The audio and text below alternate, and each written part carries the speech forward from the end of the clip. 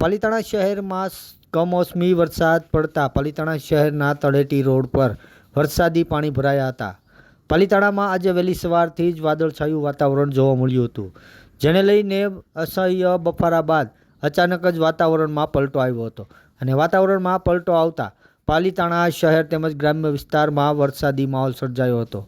આ કમોસમી વરસાદી માહોલ સર્જાતા પાલિતાણાના તળેટી રોડ પર પાણી ભરાયા હતા, જેને લઈને લોકોને વાહન ચાલકોને હાલવામાં ભારે મુશ્કેલીનો સામનો કરવો પડી રહ્યો હતો અને કમોસમી વરસાદ વરસતા ખેડૂતોમાં ચિંતાનો વિષય પણ ઊભો થયો છે, કારણ કે ખેડૂતોએ ઘઉં, બાજરી સહિતના ઉનાળુ પાકનું વાવેતર કર્યું હોય છે, ત્યારે અચાનક કમોસમી વરસાદ વરસતા ખેડૂતોના પાકને નુકસાન જવાની ભીતિ છે, જેના કારણે ખેડૂતોમાં ચિંતાનો વિષય બન્યો છે।